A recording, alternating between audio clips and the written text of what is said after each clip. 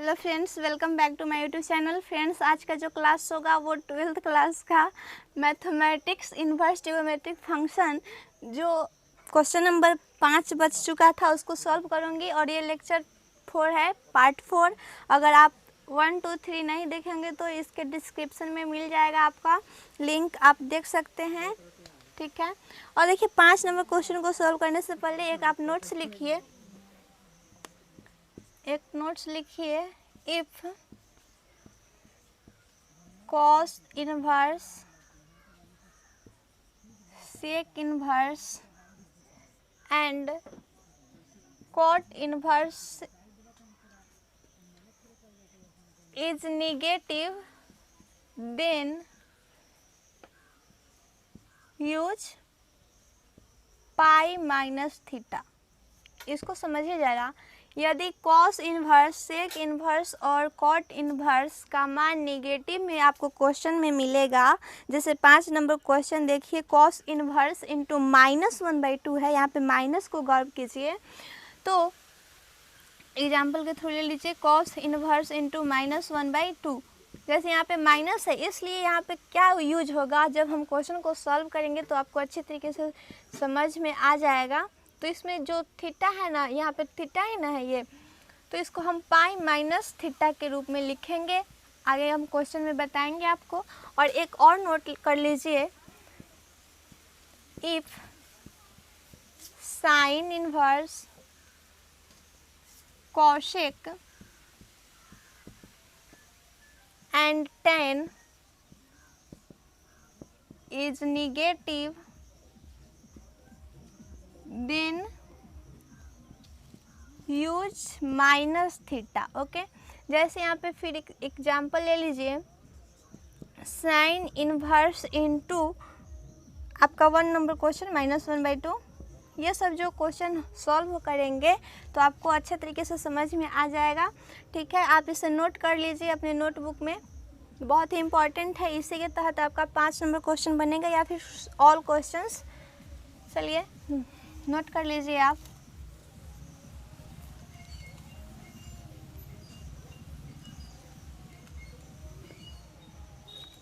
मैं यहाँ पे लिख देती हूँ, क्या था, cos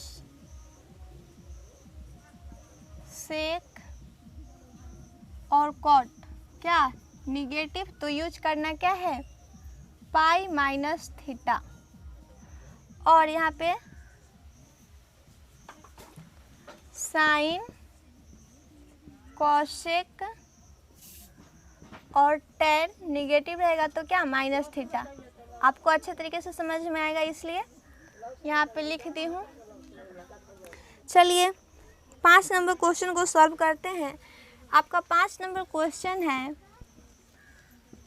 cos इनवर्स इंटू -1/2। इसको सॉल्व करना है, cos इनवर्स इंटू -1/2,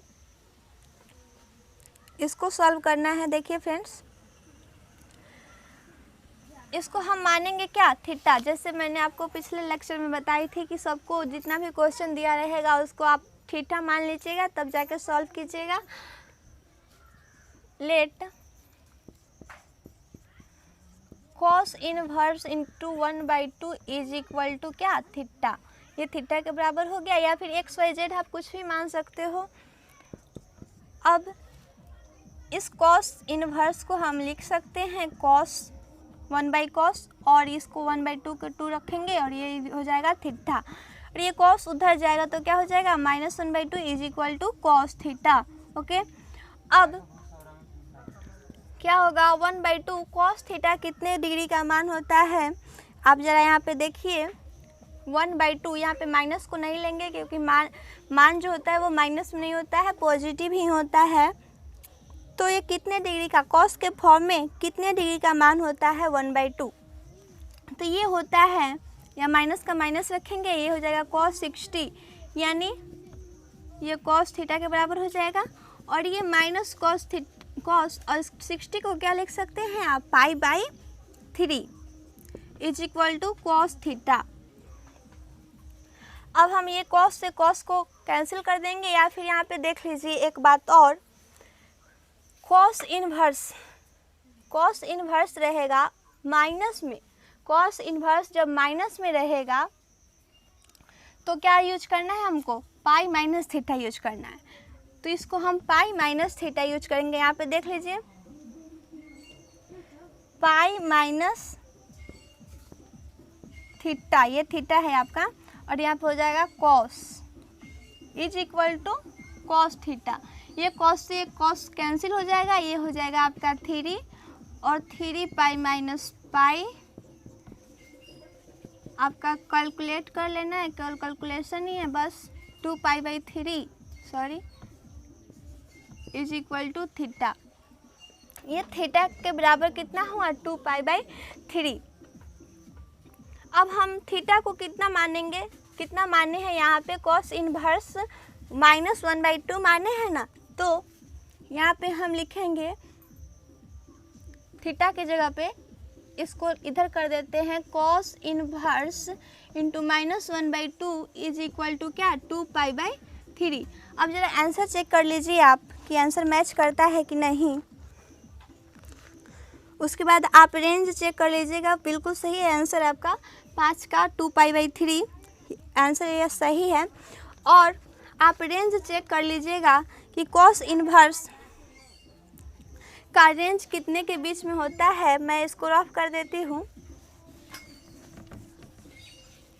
इसका जो कॉस इन्वर्स का जो रेंज होता है वो होता है आपका 0 से पाई के बीच में कॉस इन्वर्स का रेंज होता है। जब हम लिखेंगे 0 180 और यहाँ पे क्या है 2 पाई बाई 3 यानी 2 इंटू 180 बाई 3, ये 60 120 हुआ।